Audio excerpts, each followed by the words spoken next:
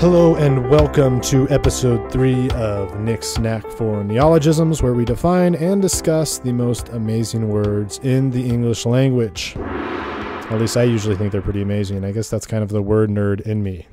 So anyhow, our 3 words for this episode are juxtapose, misanthropic or misanthropy, and affable. So let's get on to our first word, which is juxtapose. It has the most bizarre spelling ever. And if you're like me and you play those nerdy word games, like Scrabble and all the other ones, there's one, I don't know the name of it, but you have to come up with a word, and then people have to, you get a guess as to what letter is what block, and then you got to flip over a word and the first person to guess it, I don't know, wins or something like that.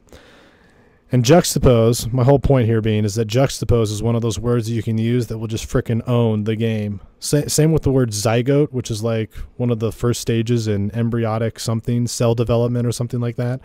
Zygote is a very good word. Anyhow, that's sort of a digression. But anyhow, okay, so juxtapose is spelled Juxtapose. That's Juxtapose. It's fairly phonetic, and it means to place close together or side by side.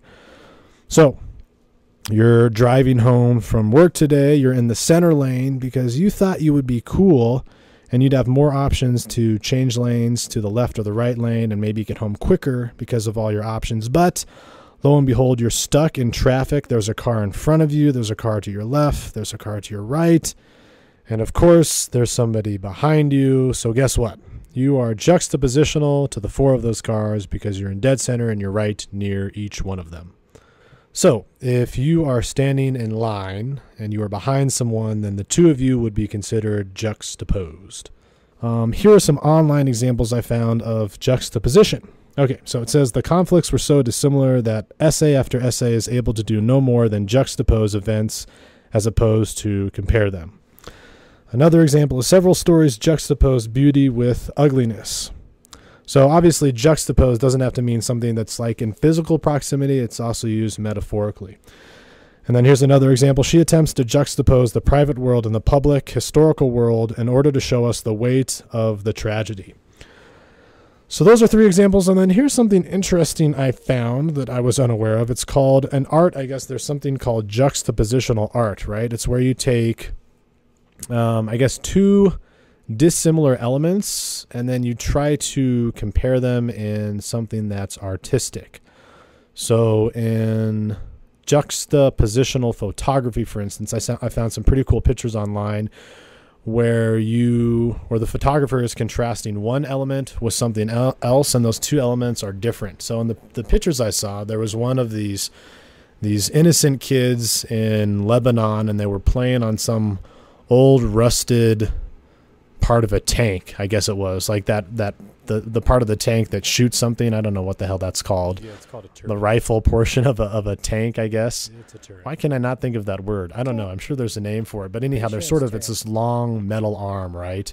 And they're just sort of swinging on it. So you've got these innocent kids, and it's like, God, do they know what they're swinging on? They probably do, but they probably don't understand the full understanding of what it is that they're playing on. Hey, that thing actually kills people. It's used to shoot missiles at people and shrapnel at people and all of that. Another cool one I saw was another one in the Middle East where there were these camels, and they were sort of in the foreground of the picture, and in the backdrop of the picture behind them was this huge cloud of flames and smoke. So you have these sort of innocent camels just roaming about doing their thing, and then behind them there's this deathly picture of war. And then something else that was juxtapositional about that photograph is that the camel is really bright, and then behind them you have these dark clouds of smoke. And then something that sort of just came to me was like this, you're in a graveyard really early in the morning. It's dark and gloomy, and maybe there's a bit of steam or something, and then or frost or whatever the hell, and then all of a sudden behind you, at 6 a.m. the sun is starting to rise, and the sun is something that usually represents warmth and goodness and holiness and all that. So you've got the sun rising behind and this dark, gloomy graveyard. That would be another good juxtapositional photograph. I also saw there was this, I don't know if it was a painting or a photograph or what, but it was this older guy on a tricycle. I thought that was pretty funny. So anytime I guess you have two dissimilar elements and you're putting them in the same piece of artwork, it's called juxtapositional art.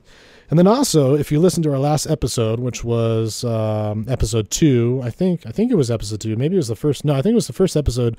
We did the word neologism, right, which stands for just a new word, basically. So the way that a lot of neologisms are formed are by juxtaposing two different words. So you take like one word with one part of one word with a part of another word. You stick those two words together. You've juxtaposed them, and now you have a neologism. So that's an example of juxtapositional wording, juxtapositional something. Yeah, I don't know.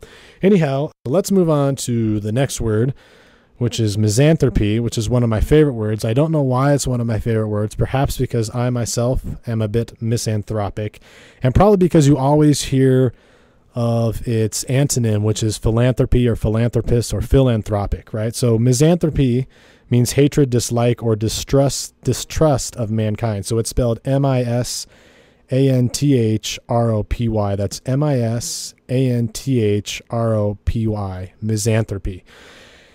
And it's very phonetic, and it's the way that you remember it. I mean, that's one way you can remember it, right? Is it just means the opposite of a philanthropist. We all know that a philanthropist is some sort of benevolent giver of mankind. Like you always hear of Bill Gates being this great philanthropist, right? Because he's donated X and Y amount of money to X and Y, or he started his own, philanthropic charity or something like that. So that's one way you can remember it. It's just the opposite of philanthropist. Another way you can remember is just by looking at its prefix, suffix, and its root.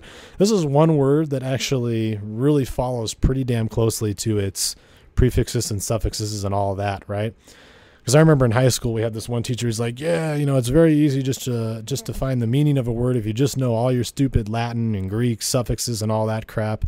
When in actuality, like I've studied words for a long time now, and I don't think that's necessarily the case for a lot of them. You can sort of come up with the definition, but then a lot of times it's like, whoa, that's a pretty big stretch from its root and its suffix and all that. But this word, you've got the MIS, which is the beginning, it's the prefix.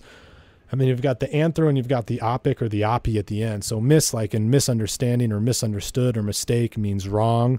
And then you've got the anthro part, which means man, like anthropology is the study of man, right? And then you've got the suffix, which is opi or opic, which means vision or pertaining to the eye, right? So if you have a wrong understanding of mankind or a wrong vision or your outlook of mankind is wrong, you're generally going to be a misanthropist, someone who doesn't like mankind. So that's a pretty cool word. I really like it.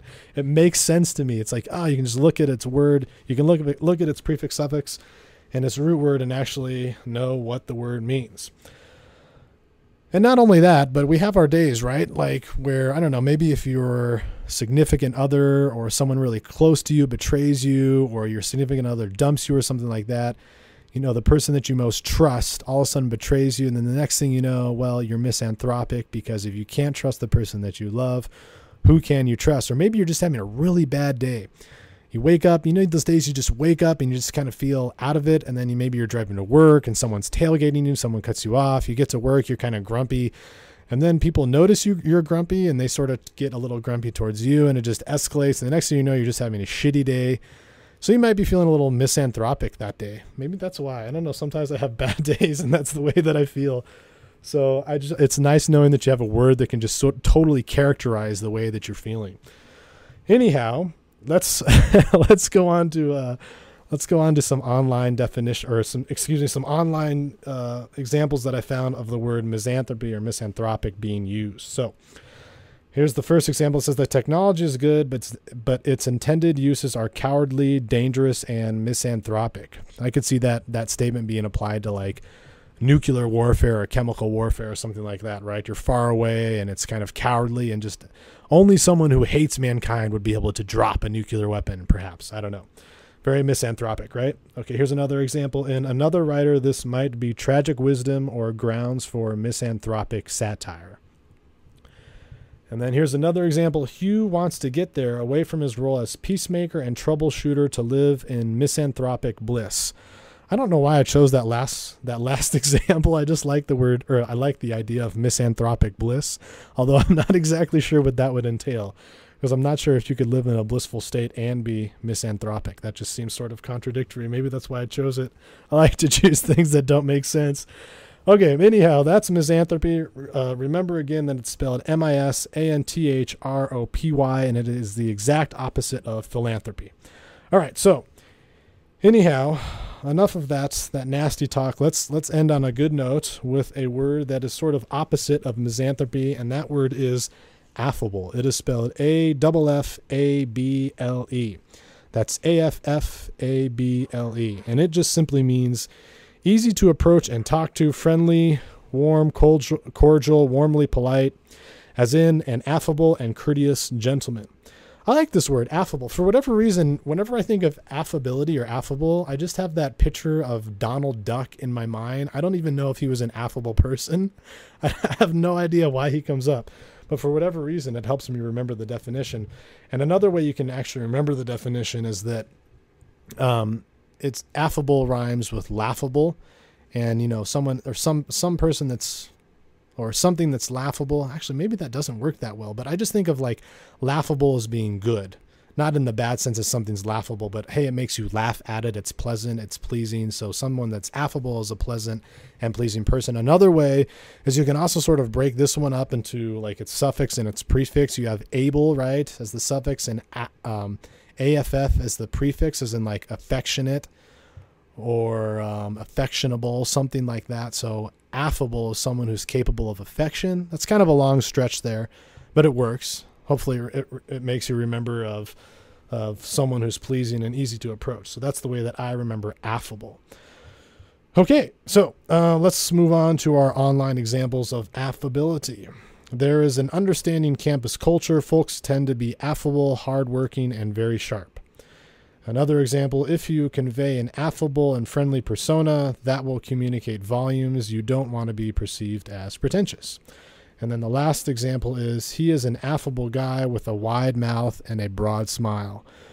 And another way I like to remember this, or a good way to help you remember this, is that as you're learning this word, there's got to be some people in your own life that are just very affable, right?